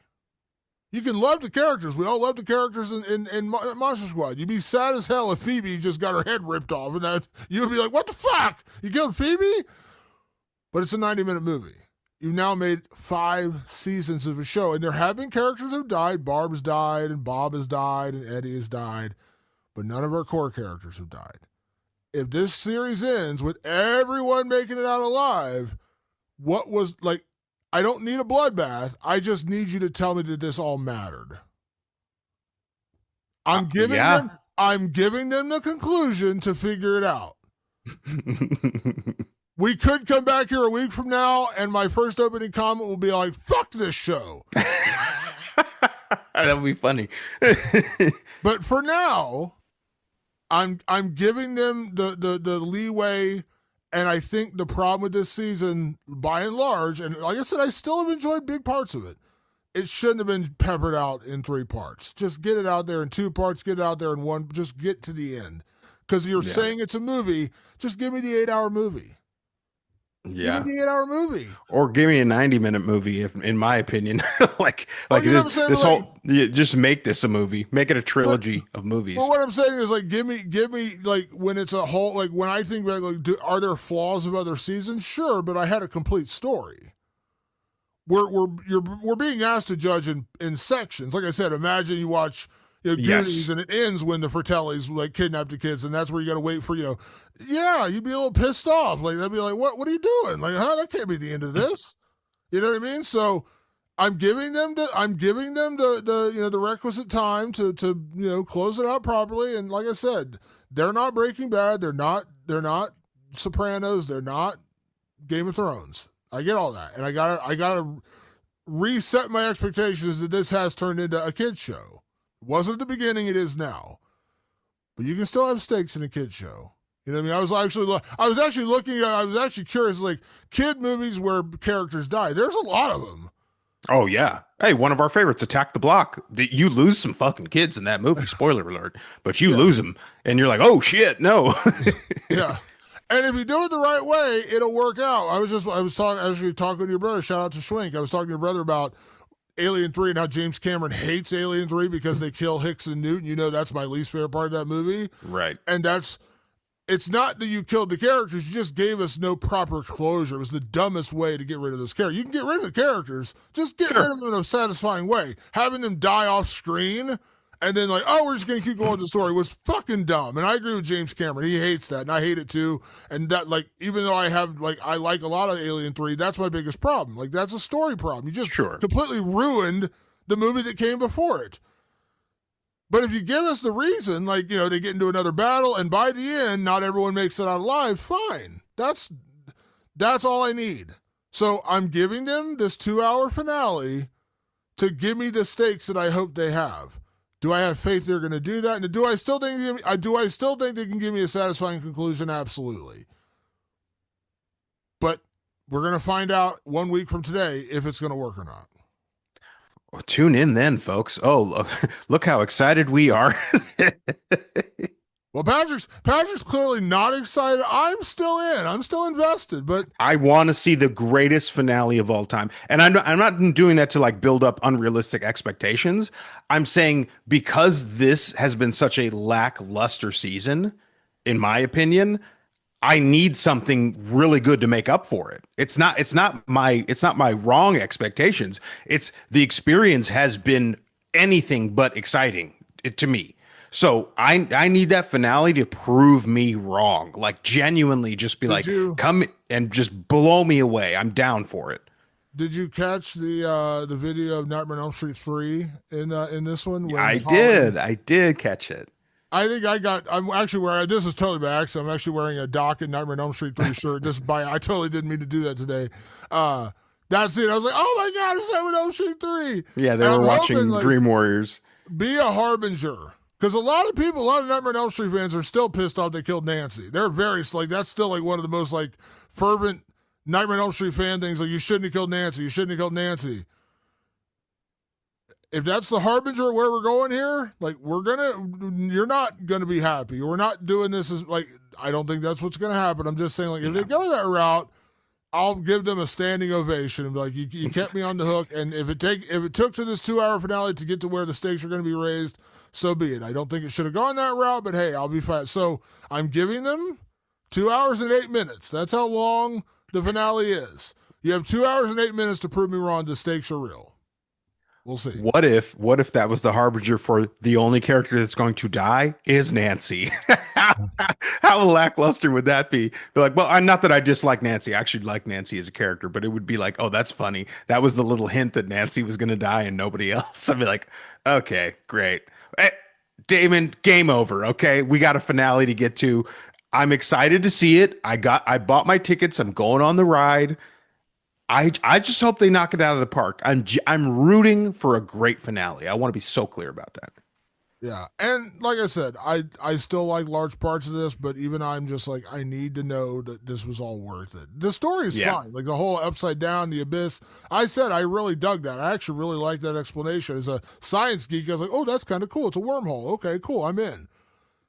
But you still got to give me a satisfying conclusion. And I think if they do land the plane, so to speak, my biggest criticism will be you shouldn't have done this in sections. You should have just given us the whole movie, the whole season, or just do 2 halves. Do 4 episodes, 4 episodes. Because if the finale kills it and it closes it out properly, we probably have a much different reaction to these 3 because we'd have a complete story. The episode 4, even though I know you had problems, it felt like a complete story with a really cool cliffhanger. We didn't get a cool cliffhanger here, so no. I'm kind of of the opinion you should have done 4 and 4. You know what I mean? Do 4 and then just do 4 and get out the door. We don't need this big grand finale, but we'll see. We'll see. We will see. 1 week from today, Patrick, we will be reviewing the Stranger Things finale, so stay tuned for that.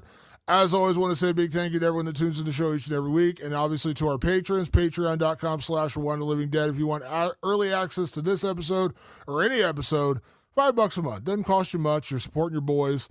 You can see and hear whatever. You can list these episodes ahead of time. We also have our Welcome to Derry recaps over there. We just recently posted our Kill Bill, The Whole Bloody Affair review over there, so check that out. And then we will be back, of course, with one final Stranger Things episode for the series finale. The Right Side Up is what it's named. We will review that next week, and then we will get back to our regularly scheduled programming of horror movies. And there's a lot coming in January, by the way, so we will have plenty to do with that. You got questions, comments, movies you'd like us to review, hit us up anytime on email, rotlivingdead@gmail.com. That's livingdead@gmail.com, or hit us up on social media. Just search Rewind of the Living Dead. We are on Twitter, we are on Facebook, and we are on Instagram. Find us over there. We are always happy to hear from you guys and hear your comments. And like I said, give us what you think of Stranger Things so far. Good, bad, ugly, what else? Let's find out. And you can also find us on our own personal social media channels. I am at Damon Martin, and you are? At Director Patrick. And as always, want to say a big thank you to everyone that tunes in the show. We'll be back next week with our Stranger Things series finale review. Thanks so much for tuning in. We'll see you then. Peace.